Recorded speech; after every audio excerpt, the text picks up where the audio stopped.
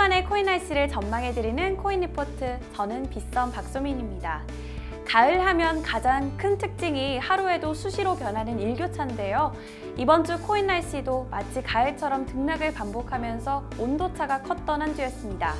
한 주간의 코인 날씨 지금 바로 시작합니다.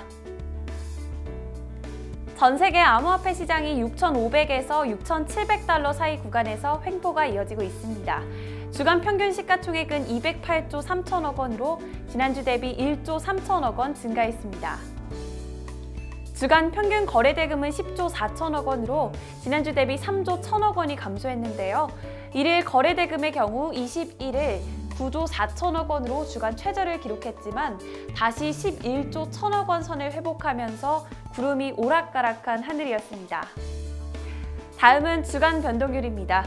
지난 한 주 동안 비트코인 가격이 일정 구간에서 등락을 반복하면서도 높은 거래량을 유지하고 있습니다. 지난 22일 외신을 통해 세계 최대 증권거래소 사업자인 인터컨티넨털 익스체인지가 벡트라는 현물 기반 BTC 선물 거래를 12월 12일에 출시할 예정이라는 소식과 더불어서 시장에 긍정적인 심리가 작용된 것으로 보이는데요.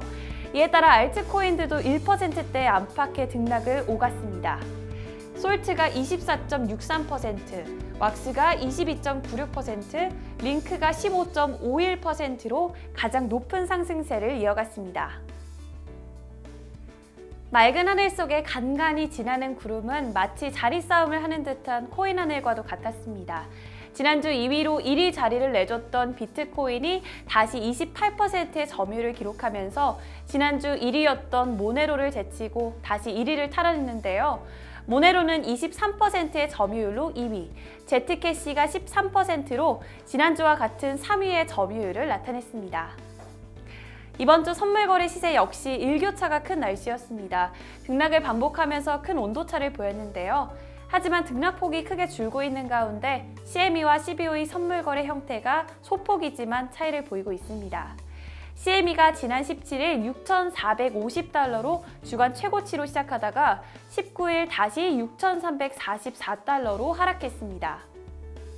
CBOE 주간 시세 역시 등락이 오가는 한 주였습니다. CBOE 최저가 6,365달러, 최고가는 6,480달러, CBOE 주간 시세 종가 6,425달러입니다. 이번 주 코인 하늘을 밝게 만들어줄 뉴스는 뭐가 있을까요? 뉴욕 증권거래소 모회사인 인터컨티넨털 거래소가 오는 12월 암호화폐 거래 플랫폼을 출시합니다. ICE는 벡트의 암호화폐 플랫폼 최초로 실물 인수도 방식의 비트코인 선물을 첫 거래 상품으로 상장할 계획이라고 하네요. 국제자금세탁방지기구 FATF가 가상통화는 화폐가 아니다라고 선언하고 앞으로 가상자산으로 지칭기로 결정했습니다. 또 가상통화 취급업자뿐 아니라 ICO 관련 금융서비스 제공자에 대해서도 자금세탁 방지 의무를 부과키로 했는데요. 이에 따라 내년 6월까지 가상통화 서비스 제공자의 상세 범위, 부과 대상자의 의무사항 등에 관한 규정을 구체화할 예정입니다. 암호화폐 시장에서 기축통화의 역할을 하는 스테이블코인 경쟁이 본격화되고 있습니다. 스테이블코인은 암호화폐 변동성에 따른 위험을 낮추기 위해 가치를 일정하게 유지하는 암호화폐인데요. 기존에 테더가 있었지만 최근 발행된 US코인 등이 주요 거래소에 상장되면서 그 자리를 노리고 있습니다. 무엇보다 가격이 안정적인 암호화폐 증가로 글로벌 금융계약과 서비스 확대를 기대해봅니다. 이상 이번 주 기분 좋은 긍정 뉴스였습니다. 빗썸이 국내 암호화폐 거래소 중 처음으로 상담센터 직원들을 위해 힐링 프로그램을 진행했습니다.